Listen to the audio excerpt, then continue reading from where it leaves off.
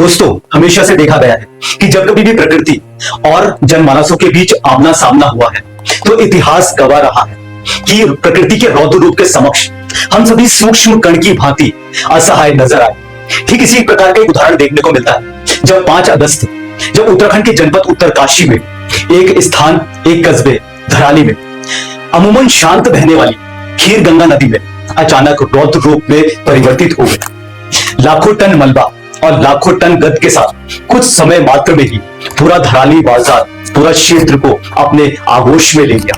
दोस्तों, त्योहारी सीजन चल रहा है तो जो धराली का बाजार जो शोरगुल में तब्दील था, जो गुलजार था पर्यटकों के साथ, तो वो कुछ क्षण मात्र में ही लोगों की चीख पुकारों में तब्दील हो गया। पड़ोसी ग्रामीण वासियों ने भरपूर कोशिश की कि किसी प्रकार से भी जो खतरे के संदेश होते हैं, खतरे के सूचकांक होते हैं, यानी सीटी बजाकर या इस प्रकार के कोई भी संदेश देकर अवगत कराने की भरपूर कोशिश की।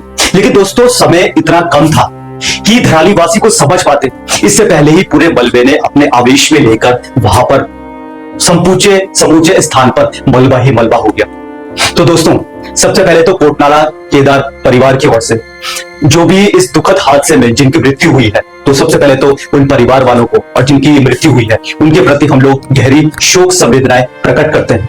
श्री हरि विष्णु अपने चरणों में उन सभी को आशीष प्रदान करें और साथ में उनकी आत्मा की शांति के लिए हम लोग प्रार्थना करते हैं।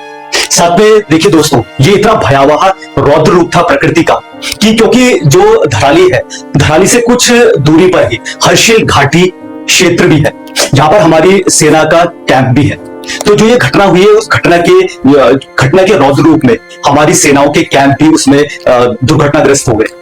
और कहा जाता है कि काफी जितना भी अभी जानकारी मिल रही है कि कुछ सेना के जवान भी इस आपदा में नदी के प्रभाव में बह गए, जिनका अभी तक रेस्क्यू चल रहा है और जितना कोई अभी तक अता पता नहीं है। तो दोस्तों, तो हम उन सभी बलिदानियों को जिन्होंने अपनी आहुति देकर लोगों की रक्षा की, उन सभी को हम लोग शत शत प्रणाम, शत शत नमन करते हैं। दोस्तों, बात करें तो लगभग 5 दिन हो चुके हैं और हमारे शासन प्रशासन, एनडीआरएफ, एसडीआरएफ और सभी जो सेना के जवान थे, हर कोई वहां मुस्तैदी से 24 घंटे काम कर रहे हैं। क्योंकि मलबे में काफी अभी और भी जो क्षेत्रवासी हैं, साथ साथ में जो हमने सेना के जवानों की बात की है, तो वो भी मलबे में अभी काफी सारे ऐसे सेना के जवान हैं और ऐसे क्षेत्रवासी हैं जिनका अभी तक कुछ पता नहीं चल पाया है। तो हम ईश्वर से कामना करते हैं कि उनके ऊपर आशीष बनाकर रखे और अति शीघ्र, क्योंकि हमारी जो टीम लगी है, अति शीघ्र हम उनको खोजने में समर्थ हो जाएं। तो इसकी भी हम कामना करते हैं। तो दोस्तों देखिए, क्या गलती थी, क्योंकि अभी हम किसी पे कटाक्ष नहीं लगाना चाहते, शासन की गलती है, प्रशासन की गलती है।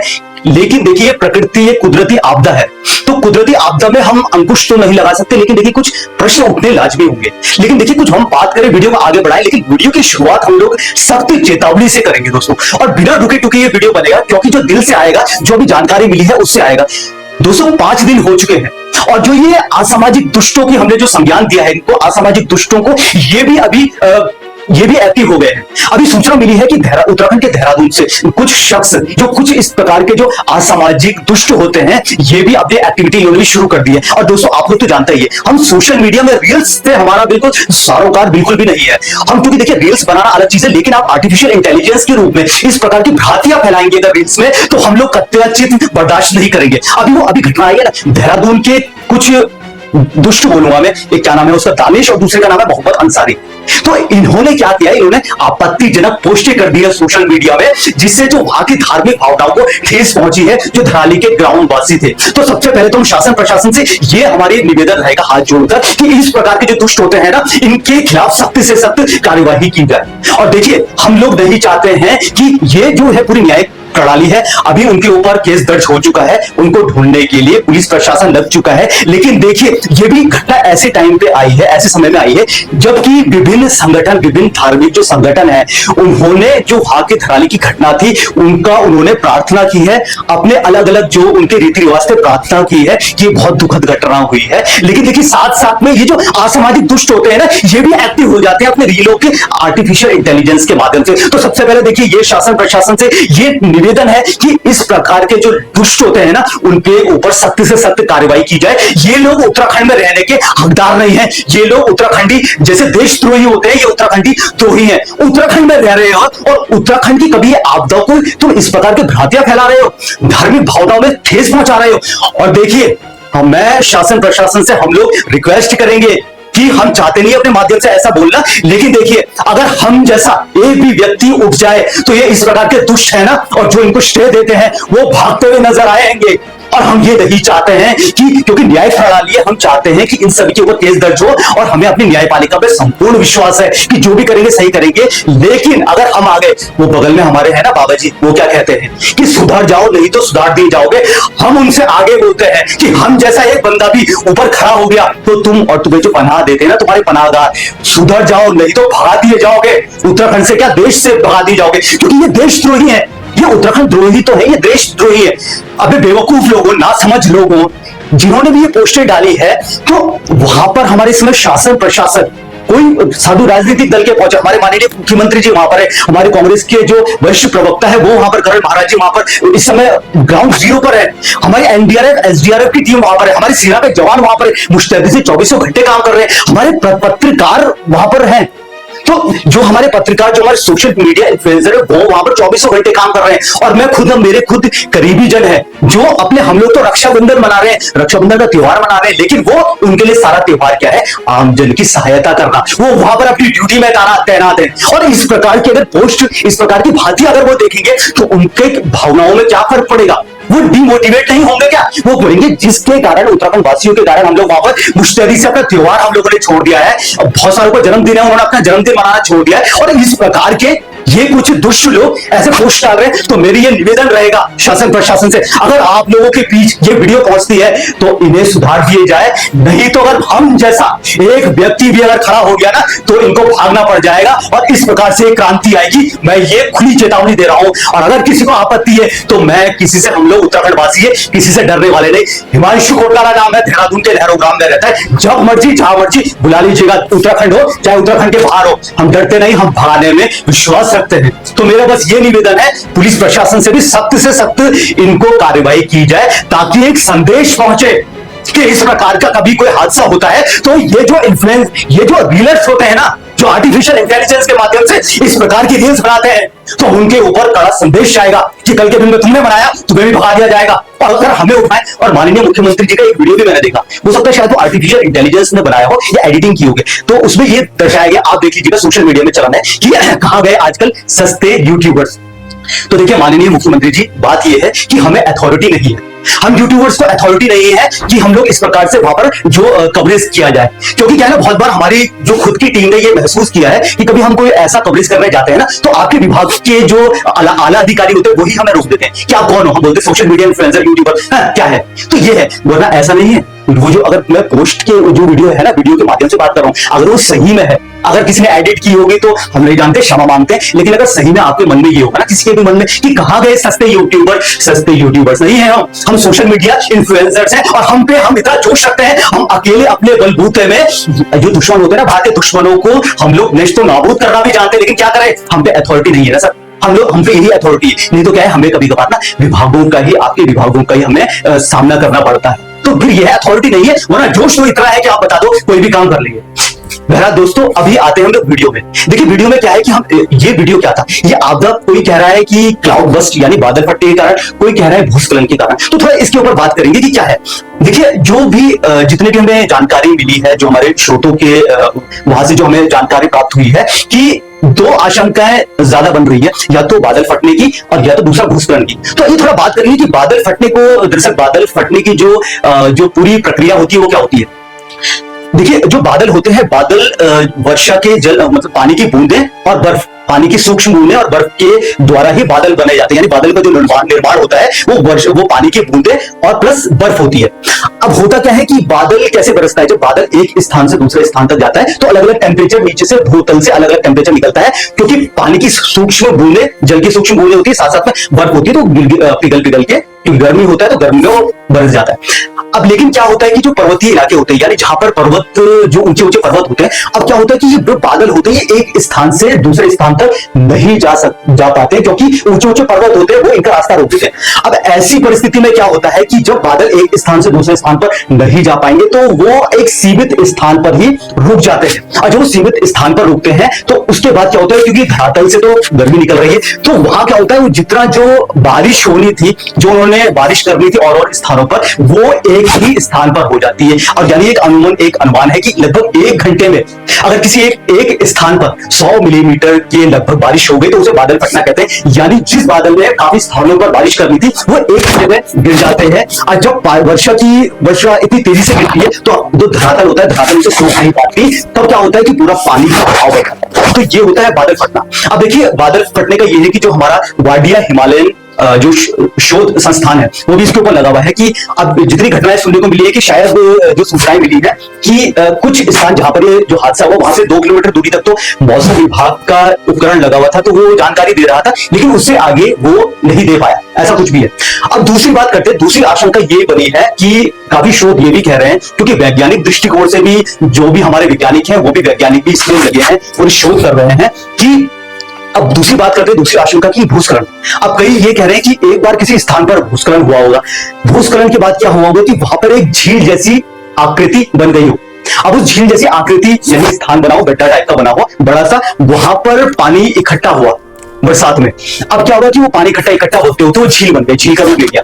अब फिर आशंका जताई जा रही है कि फिर उसी स्थान पर दूसरा भूस्खलन हुआ, दूसरे भूस्खलन के बाद क्या हुआ, जो पूरी आकृति थी उसमें परिवर्तित हो गया, यानी जो पूरा जो वहां पर जल एकत्रित हुआ था उस जल के लिए निकासी मिल गई, और वो निकासी ऐसी रही कि पूरा समूचा जो वहां पर जल एकत्रित हुआ था वो सब निकलकर उसने रौद्र रूप ले लिया। तो दो आशंकाएं नजर आ रही है। तो हमने देखा इस अभी तक कि क्या रहता है क्लाउड बस्ट, यानी क्या बादल फटना होता है। दोस्तों देखिए बिना रुके टुके ये वीडियो बनेगी, लगभग 12 मिनट की वीडियो हो गई है, कोई एडिटिंग नहीं होगी, क्योंकि हमारा भी तो ये है कि पल पल में जानकारी मिल रही है, तो वो हमारा बस ये मकसद है कि उस सभी को आपके उसमें पहुंचाने का, प्रसारण करने का।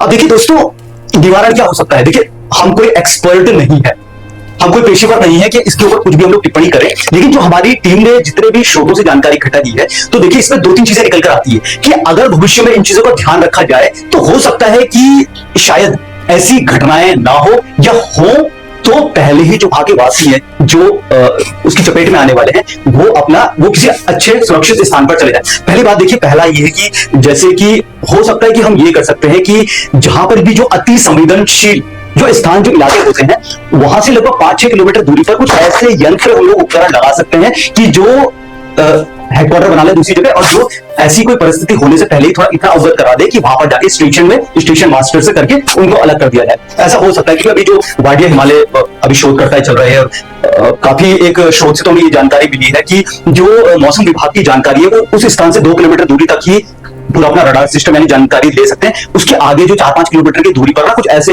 क्योंकि बहुत विकट परिस्थितियां हो जाती है, पहाड़ी रास्ता है, तो वहां से जानकारी जुटाना मुश्किल हो जाता है मौसम विभाग की टीम के लिए। तो पहला हम ये कर सकते हैं। देखिए दूसरी हम बात करें कि अब जैसे इस प्रकार की आपदा पहले भी आ चुकी है, लगभग 1980 के दशक में इस प्रकार की आपदा इसी स्थान पर आई थी। अब हुआ क्या कि जब आपदा आई तो जितना भी था पूरा मलबे में तब्दील हो गया, फिर पुनर्वास किया गया, पुनर्निर्माण किया गया। लेकिन उस समय क्या हुआ कि देखिए थोड़ी बहुत तो गलती हमारी भी अनजाने में हमसे हो जाती है। वहां पर क्या हुआ कि वो जो ग्रामीण वासी थे उन्होंने वहां पर हड़ताल करनी शुरू कर दी, आंदोलन विरोध करना शुरू कर दिया, क्योंकि जो प्रशासन की टीम थी वो वहां पर गई थी और उन्होंने कहा था कि ये खतरा आगे भी बढ़ सकता है, तो यहाँ पर निर्माण ना करें। लेकिन उसके बावजूद भी वहां पर निर्माण हो गया, राजनीति तो चलती रहती है, तो निर्माण हो गया वहां पर। तो अब देखिए ऐसी सिचुएशन में क्या किया जाए। देखिए ग्रामीणों को, ये जो क्षेत्रवासी है उनको बसाना भी प्रायोरिटी हो जाती है, लेकिन हम ऐसा कर सकते हैं कि शोध करके वैज्ञानिक दृष्टिकोण से वो करके थोड़ा इस प्रकार से पुनर्निर्माण कर सकते हैं कि भविष्य में कभी भी ऐसी आपदा आ जाए तो वो सुरक्षित हो जाए। जिसे अमूमन एक एग्जांपल देते हैं, ये जो खीर गंगा नदी वाला वीडियो आप लोगों ने सभी ने देखा होगा। इसमें क्या हुआ कि जो नदी के प्रभाव वाली दिशा में अगर हम जाएं तो राइट हैंड साइड में सारे घर सुरक्षित हैं, लेफ्ट हैंड साइड में ही हुआ। क्यों? क्योंकि नदी का मुहाना इस तरीके से बना, जो नदी थी खीर गंगा नदी वो ऐसे करके आई और यूं करके मुहाना बना। तो इस कंडीशन में क्या हुआ कि जितना भी यहां से मलबा आया वो मलबा इस तरफ फोकस हो गया। इधर आप देख सकते हैं जो राइट हैंड साइड में सारे घर सुरक्षित हैं। तो ये है, तो इस प्रकार से हम शोध कर सकते हैं कि अगर इन केस हमें वहां पर पुनर्निर्माण, क्योंकि निर्माण तो करवाना ही पड़ेगा, लेकिन भविष्य में ऐसी आपदा ना आए उसके लिए हम इस तरीके से कुछ कर सकते हैं, ताकि जो अगर मलबा, सैलाब, XYZ ज्यादा मात्रा में पानी भी आए तो इस तरीके से कट आउट हो जाए, कट के चला जाए उधर। तो ये कर सकते हैं। तीसरी बात जो हम संज्ञान में ले सकते हैं कि जितनी भी जो पहाड़ों में प्राकृतिक झीलें हैं या कृत्रिम झीलें बन जाती है, उनका समय समय पर हम लोग शोध कर सकते हैं। और यदि अगर हमें लग रहा है कि भविष्य में ये इस प्रकार का प्रलय ला सकता है, तो हम क्यों निमंत्रण दे रहे हैं भविष्य के लिए। चाहे तो हम लोग थोड़ा निकासी बना सकते हैं, और निकासी में जो जल प्रवाह है, जल को प्रभाव कर जो खतरे है, खतरे को टाला या बहुत हद तक कम किया जा सकता है। साथ साथ में देखिए चौथा अति महत्वपूर्ण, क्योंकि देखिए वैज्ञानिक दृष्टिकोण से भी अब जो पूरी घटना है इसमें वैज्ञानिक शोध भी शुरू हो चुके हैं और जो वाडिया हिमालय शोध संस्थान है उनके वैज्ञानिकों ने भी अपने अपने बयान देने शुरू कर दिए। साथ साथ में जो पर्यावरण विदों होते हैं, पर्यावरणविदों ने भी अपने अपने जो संदेश देने शुरू कर दिए, शोध करना शुरू कर दिया। उन्हीं में से जो डॉक्टर अनिल जोशी जी और साथ साथ में जो डॉक्टर सुरेश जी हैं उनके भी बयान आए हैं कि देखिए प्रकृति से छेड़छाड़ ही हम इस प्रकार, हम जब प्रकृति से छेड़छाड़ कर रहे हैं ना तो हम न्योता दे रहे हैं, निमंत्रण दे रहे हैं प्रकृति को। इस प्रकार का जो ये सैलाब आ रहा है तो इस प्रकार के हादसे को हम लोग न्योता दे रहे हैं। और साथ साथ में देखिए अभी तो उत्तराखंड की बात है, लेकिन देखिए घटनाएं हर जगह ही हो रही है। ऐसा नहीं है कि उत्तराखंड में घटनाएं हो रही है, भारत के अलग अलग हिस्सों में घटनाएं हो रही है, देश दुनिया में घटनाएं हो रही है। क्यों हो रही है? क्योंकि हम अपनी सुविधाएं, सुख सुविधाओं के आगे हम लोग लाचार हो चुके हैं। हम जब ग्रामीण पहाड़ी क्षेत्र में घूमने अगर हम लोग बाहर से सैर सपाटा करने जाते हैं तो हमें ये लगता है कि यार यहाँ पर ये भी होना चाहिए, एसी भी होना चाहिए, मतलब हमें अपने पूरा सुख सुविधाएं मिल जाए। देखिए सुख सुविधाओं से क्या हो रहा है, आप पहाड़ में अगर यदि अगर आप कहीं से भी घूमने जा रहे हैं तो आप क्या सुख सुविधाएं लेने जा रहे हो वहां पर, वो तो आपको शहर में भी मिल जाएगी और पहाड़ों में भी देखिए सुख सुविधाएं तो भरपूर है। लेकिन अब ऐसा नहीं हो सकता ना कि हम पहाड़ों की तुलना सीधा मुंबई से करना शुरू कर दें कि भाई मुंबई में जैसी सुख सुविधाएं, मुंबई अलग चीज के लिए प्रसिद्ध है और हमारे पहाड़ अलग चीज के लिए प्रसिद्ध है। तो निर्माण भी इस प्रकार से होना चाहिए। अब देखिए हो क्या रहा है, विश्व स्तर पर ग्लोबल वार्मिंग चल रही है। अब ग्लोबल वार्मिंग के कारण क्या हो रहा है, जो हमारे हिम ग्लेशियर होते हैं, हिमखंड, वो बहुत तेजी से पिघलना शुरू हो गए। अब जो बार बार बहुत तेजी से पिघलेंगे, वो क्यों पिघल रहे हैं? क्योंकि हमें अपनी सुख सुविधाएं देखनी है। हम अगर हमारा काम पंखे से भी चल जाएगा, लेकिन हम पंखा चालू नहीं करेंगे, हम चालू करेंगे एसी। हम चालू करेंगे एसी कि भैया हम एयर कंडीशनर में रहेंगे और बस हम लोग, बिल्कुल ऐसा नहीं होता। अगर हम लोग अपनी सुख सुविधाएं को देखने चले गए ना तो देखिए प्रकृति का महत्व ही खत्म हो जाएगा। पहाड़ों का महत्व क्या है? शांति से है, सुख से है, जो वादियां है उससे है, ना कि शहर से। तो तुलना मत कीजिए। और देखिए शासन प्रशासन तक भी अगर ये वीडियो पहुंचता है तो आपसे भी बस ये विनम्र निवेदन है कि देखिए जो विकास है, विकास जरूरी भी है। विकास को हम ये नहीं कह सकते कि जरूरी नहीं है, विकास जरूरी भी है। लेकिन क्या है कि देखिए कौन से स्थान पर कितना विकास करना है, किस हद तक विकास करना है, इसके लिए शोध करना हमारी तरफ से अति महत्वपूर्ण हो जाता है। नहीं तो क्या है ना कि इस प्रकार की जो घटनाएं होती है, इस दुर्घटनाओं को हम लोग न्योता देते हैं। तो विकास करना जरूरी है, लेकिन विकास किस मात्रा में किया जाए, किस स्थान पर किया जाए, वैज्ञानिकों के शोध करने से किया जाए। और जहां पर अगर जरूरत नहीं है या अति संवेदनशील अगर इलाके हैं, जो क्षेत्र है, तो वहां पर अगर हम विकास करने से बच भी जाएंगे तो कौन सा हमें कुछ हो रहा है। क्योंकि क्या होता है ना, जब इस प्रकार की आपदा आती है ना तो दुनिया भर का जन धन की हानि हो जाती है, जनमानस की हानि हो जाती है। तो इससे तो बेहतर है ना कि ज्यादा विकास ना करें, उतना विकास करें जितना कि मुमकिन है उस स्थान के लिए। तो ये अति महत्वपूर्ण कुछ हमारी बातें थी जो हम लोग कोटनाला केदार परिवार की ओर से आप सभी के समक्ष रखना चाहते हैं। दोस्तों बहरहाल आज 5वां दिन हो चुका है और जो रेस्क्यू अभियान चल रहा है वो अपने बिल्कुल चरम पर चल रहा है। शासन प्रशासन की टीमें पहले ही वहां पर मौजूद है। हम बोल चुके हैं कि हमारे माननीय पुष्कर सिंह धामी जी वहां पर मौजूद है, हमारे जो विपक्षी नेता हैं कांग्रेस के प्रदेश महामंत्री करण भारा जी वहां पर हैं, साथ साथ में वहां पर सेना के जवान, सेना के जो आला अधिकारी है, पुलिस के कर्मचारी, एनडीआरएफ, एसडीआरएफ, हमारे जो सोशल मीडिया जो हमारे पत्रकार हैं, पत्रकार हमारे भाई बहन वहां पर मौजूद हैं। वो मुस्तैदी से इस प्रकार के वो कर रहे हैं कि हमें जो प्रसारण हो रहा है वहां का वो कर सके। और हम लोग बस ईश्वर से कामना करेंगे कि जितने भी अभी जो लापता, जो चाहे वह सेना के जवान भी हैं, चाहे वह आम जो क्षेत्रवासी हैं, ग्रामीणवासी है वो भी है, उनका जल्द से जल्द वो सुरक्षित हो, जहीं भी हो सुरक्षित हो और उन्हें जल्द से जल्द रेस्क्यू किया जा सके। अभी तक की जो जानकारी मिली है वो लगभग 1500 के आसपास जो रेस्क्यू हो चुका है और हो सकता है शायद जब तक ये वीडियो हम लोग अपलोड करेंगे तब तक कुछ और फेरबदल भी हो सकते हैं इसमें, लेकिन ये जानकारी अभी तक की है, ये जानकारी। लेकिन साथ साथ में देखिए जाने से पहले वीडियो में जाने से पहले हम लोग ये दरख्वास्त जरूर करेंगे जो हमने शुरुआत में ही बोला था, ये जो दुष्ट है ना, असामाजिक जो एंटी सोशल दुष्ट है जो, तो इनके ऊपर कड़ी से कड़ी कार्रवाई की हम लोग मांग करते हैं। क्योंकि क्या है ना कि इनको पनाह मिल जाती है। अभी देखिए इनके साथ वाले जो और संगठन, इनके धर्म वाले संगठन ही है, वो तो प्रार्थनाएं कर रहे हैं अपने अपने रीति रिवाज से कि जो वहां हुआ बहुत भयावह हुआ, उनकी आत्मा को शांति मिले। लेकिन इनको क्या है ना कि कुछ पनाहगार मिल जाते हैं तो वो पनाह दे देते हैं कि, और ये भी क्या होता है, ये थोड़े बहुत जो माफ कीजिएगा थोड़े कठोर शब्दों का इस्तेमाल करूंगा, ये जो गली मोहल्लों में घूमने वाले छपरी होते हैं ना, ये उन्हीं के काम होते हैं। जो इनके पनाहगार होते हैं वो इन्हें कुछ थोड़ा सा प्रलोभन दे देते हैं। और ये छपरी लोगों की, देखिए समझदार व्यक्ति कभी इस प्रकार की बातें नहीं करेगा। हमारे चैनल से हम कभी भी धार्मिक बातें नहीं करते ना, राजनीतिक बातें करते हैं, लेकिन कभी कभार ये मुद्दे उठाने जरूरी हो जाते हैं जब हमें लगता है कि मुद्दे उठाने, तो छपरी ही करते हैं इस प्रकार की, उन्हें थोड़ा प्रलोभन दे दिया जाता है, उनका कामकाज रहता है। लेकिन देखिए दोस्तों ये बहुत बड़ी विडंबना है कि आजकल जो है ना छपरियों का जमाना है, आजकल छपरियों को ही मान रहे हैं। आप सोशल मीडिया में देख लीजिए हमारी पोस्टें क्या चलेंगी, जो वहां पर रेस्क्यू ऑपरेशन हो रहा है उनकी पोस्टें नहीं चलेंगी, इन छपरियों की ही पोस्टें चलेंगी। और आप लोग भी क्षमा कीजिएगा, लेकिन आप लोगों में से बहुत से अधिकतर होंगे उन छपरियों की जो फोटोएं होती है, जो वीडियोस होती है, उन पे ज्यादा आपका रुझान होता है। आपको इन्फॉर्मेटिव वीडियो नहीं चाहिए, आपको जानकारी की वीडियो नहीं चाहिए, आपको लगेगा कि वीडियो तो लंबी हो रही है, मैं क्यों सुने हम लोग इनको, लेकिन आपको छपरियों को पसंद आएगा। आजकल की तो बस यही चल रहा है, चलो दूसरी ओर चला जाएगा ये वीडियो, लेकिन आजकल देखिए माफ कीजिएगा, धरातल पे यही है, आप लोगों को छपरी ही पसंद है, जो छपरी में ऐसे ऐसे काम करते हैं आप लोगों को पसंद है। लेकिन मेरी शासन प्रशासन से हम लोगों की ये निवेदन है कि आप इस प्रकार के जो छपरी या किसी ने भी इस प्रकार का जो काम किया है उनको सीधा हमारा प्रदेश निकाला कर दीजिए, नहीं तो सख्त से सख्त उनके ऊपर कानूनी कार्रवाई कीजिए। नहीं तो क्या है कि ये चलन चलता रहेगा, वहां हमारे आर्मी के जवान है, वहां पर हमारे शासन प्रशासन की टीमें हैं, वो उनका भी तो घर है भैया। हम लोग अपने घर में रक्षाबंधन मना रहे हैं, त्योहार मना रहे हैं, और वो वहां पर जाकर आम लोगों की सेवाओं में जुटे हैं। अब आप में से बहुत सारे बोलेंगे वो तो उनका काम है भैया, आपको और हमें भी पता है कि आप लोग अगर किसी गवर्नमेंट जॉब में होंगे ना या कोई भी काम करते होंगे, हम लोग अपना काम कितना ईमानदारी से करते हैं, जरा दिल में हाथ रख के बोलिएगा, फिर ये मत बोलिएगा कि ये तो उनका काम है वहां पर जाके प्रसारण करना या वहां जाके मदद करना, काम नहीं है उनका, लेकिन वो शिद्दत से दिल से काम करते हैं। हम लोग कितना काम करते हैं, अगर हम लोग शिद्दत से काम कर रहे होते ना, माफ कीजिएगा, तो आज हमारा देश कहां से कहां पहुंच जाता, और सरकारी दफ्तरों की तो क्या हालत है। तो इसीलिए ये मत बोलिएगा कि अपने काम कर रहे हैं। तो बस यही था कि अंतिम रूप में हम लोग यही बोलेंगे घोटाला केदार परिवार की ओर से कि जितने भी जो देवांगत है, जिनकी मृत्यु इस आपदा में हो चुकी है, तो उनको उनकी आत्मा को शांति प्रदान करें और रेस्क्यू अभियान जल्द से जल्द पूरा हो जाए। थोड़ा हमें बस आशीर्वाद, थोड़ा इंद्र भगवान जी का भी मिल जाए, ताकि देवराज इंद्र जो वर्षा अभी भी लगातार हो रही है वहां पर भी, ये थोड़ा थमे और हमारा रेस्क्यू अभियान जो चल रहा है वहां पर वो अंतिम रूप पर पहुंच जाए।